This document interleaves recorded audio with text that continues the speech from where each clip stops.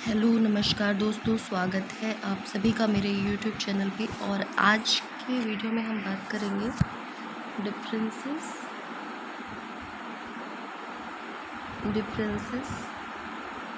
Between living and non living.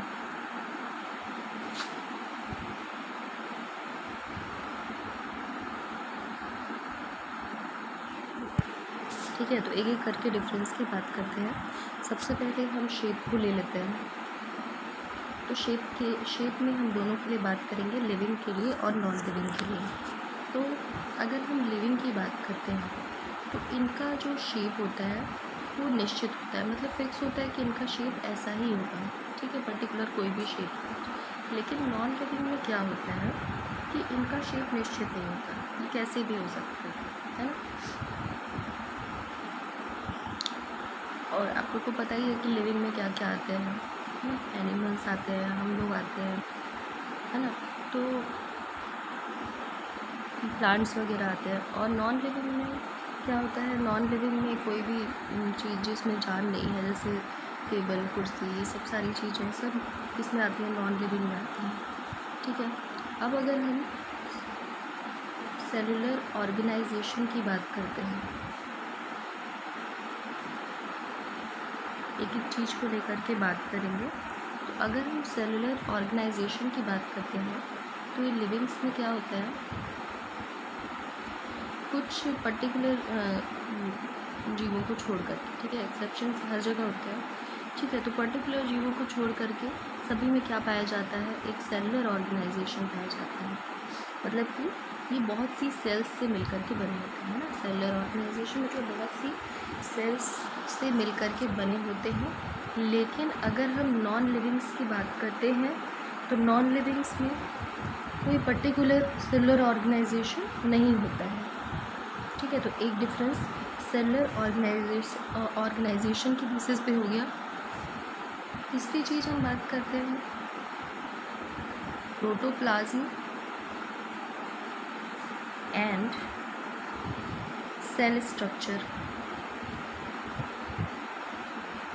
ठीक है, तो प्रोटोप्लाज्म और सेल स्ट्रक्चर के बेसिस पे अगर हम बात करते हैं, इसको हम लोग बोलते हैं जीव द्रव्य एवं कोशिकीय संरचना।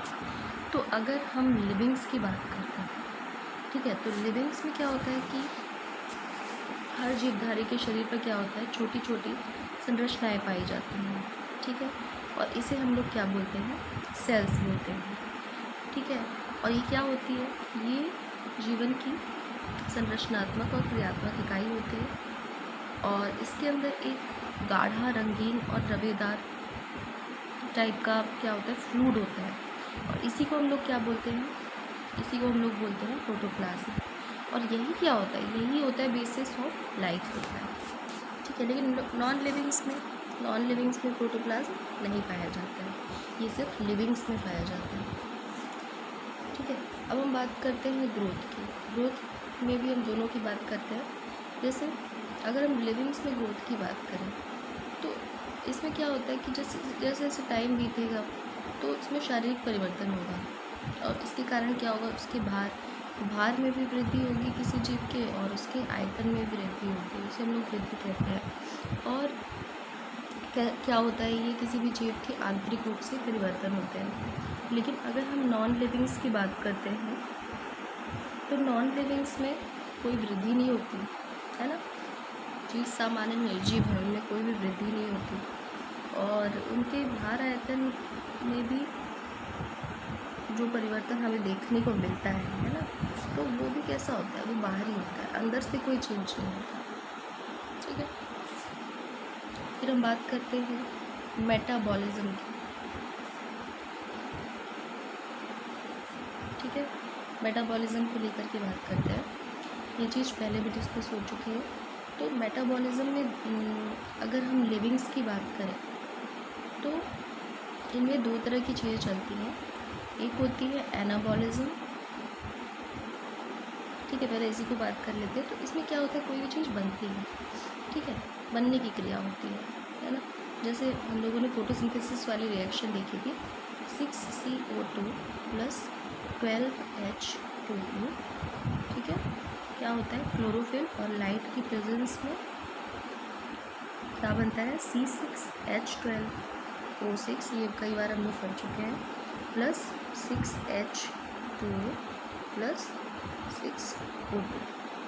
ठीक है, तो ये चीज़ एनाबॉलिज्म में चलती है। इसमें हमने एग्जांपल लिया है, जस्ट एक एग्जांपल है ये फोटोसिंथेसिस का। और इसके अलावा हम दूसरी चीज़ लिविंग्स में कौन सी देखते हैं, कैटाबॉलिज्म की।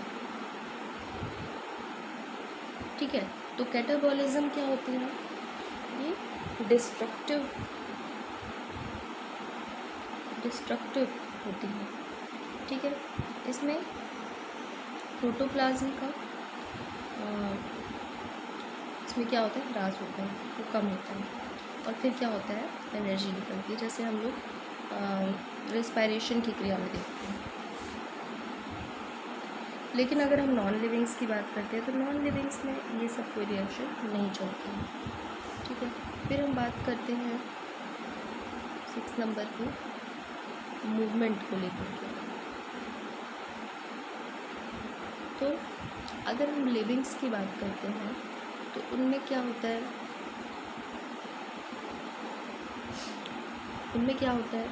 कि मूवमेंट पाया जाता है,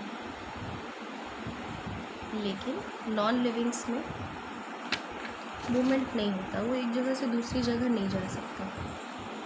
ठीक है, और फिर हम बात करते हैं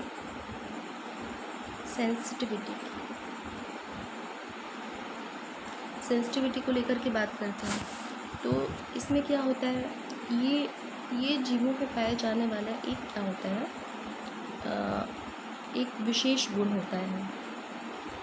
ठीक है, जिसके चलते वे भौतिक और रासायनिक उद्दीपनों को ग्रहण करने की क्या रखते हैं, क्षमता रखते हैं। लेकिन जो नॉन लिविंग्स होते हैं उनमें सेंसिटिविटी का गुण नहीं पाया जाता है। ठीक है, ये चीज़ हो गई।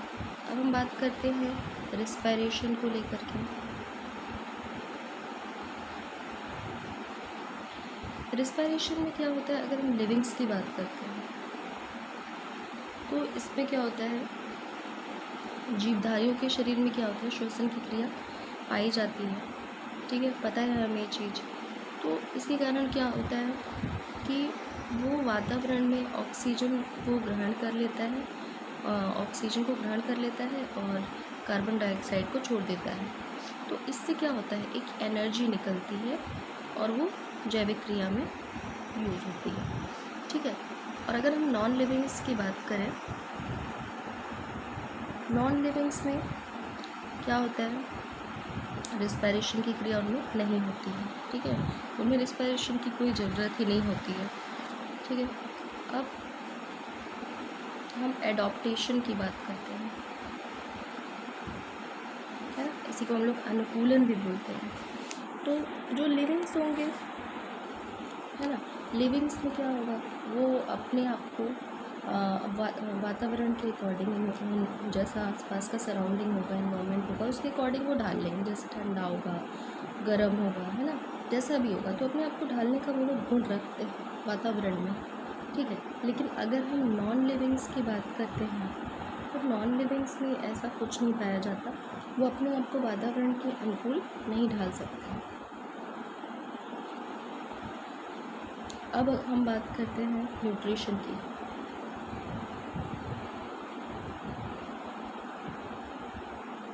तो न्यूट्रिशन जो होता है वो लिविंग्स में इसकी न्यूट्रिशन की ज़रूरत होती है। वो क्या करते हैं, वो भोजन ग्रहण करते हैं, सभी को पता है, जो भी लिविंग्स होंगे वो भोजन ग्रहण करेंगे। ठीक है, और उसके बाद क्या होगा, भोजन लेंगे तो उसका डाइजेशन होगा, है ना, फिर उसमें जो काम की चीज़ होगी वो हमारी सेल्स में आ जाएगी, और उसको हम लोग क्या बोलते हैं, न्यूट्रिशन बोलते हैं। लेकिन जो नॉन लिविंग्स होंगे उनको क्या किसी न्यूट्रिशन की ज़रूरत है? नहीं, बिल्कुल ज़रूरत नहीं है। ठीक है, अब हम बात करते हैं लाइफ साइकिल की। ठीक है, तो लाइफ साइकिल की बात करते हैं तो लिविंग्स में क्या होता है, एक लाइफ साइकिल चलती है, उनके जीवन में मतलब एक पूरा जीवन चक्र चलेगा, जिसमें क्या होगा, उनका बर्थ होगा, है ना, उसके बाद क्या होगा, उनका ग्रोथ होगा, उसके बाद उन रिप्रोडक्शन की क्रिया होगी जिससे वो अपनी संख्या बढ़ाए, है ना, वहता होगी, मृत्यु होगी। तो ये सब सारी प्रोसेस होती है जो लिविंग्स में चलती है, सभी लिविंग्स में चलती है। लेकिन नॉन लिविंग्स में ये सब नहीं चलता है, उनका कोई जीवन काल नहीं होता है, जीवन चक्र उनमें नहीं होता है। ठीक है, अब हम बात करते हैं आखिरी में डेथ की। तो जो लिविंग्स होंगे तो उनमें क्या होता है, हर जीव की मृत्यु क्या होती है, निश्चित होती है। ये कैसी अवस्था है जिसमें लिविंग की जितनी क्रिया होती है वो सब होना बंद हो जाती है, उसी को हम लोग डेथ बोलते हैं, है ना। और लेकिन वो नॉन लिविंग्स होंगे तो नॉन लिविंग्स में कोई ऐसी डेथ की चीज़ नहीं होती। ठीक है, तो इनकी मृत्यु का कोई सवाल ही नहीं होता। ठीक है, तो ये सारे पॉइंट्स हो गए, 13 पॉइंट्स हो गए लिविंग्स और नॉन लिविंग्स में, है ना। तो हम इनका डिफरेंस अच्छे से समझ सकते हैं। ठीक है, तो ठीक है, आज का वीडियो इतना ही। और अगर आपको ये वीडियो पसंद आया हो तो प्लीज़ इसे लाइक कर दीजिए, सब्सक्राइब कर दीजिए एंड शेयर कर दीजिए। और अगर आगे भी आप मेरे वीडियोस देखना चाहते हैं तो प्लीज़ साइड के बेल आइकॉन पे क्लिक कर दीजिए। Thank you.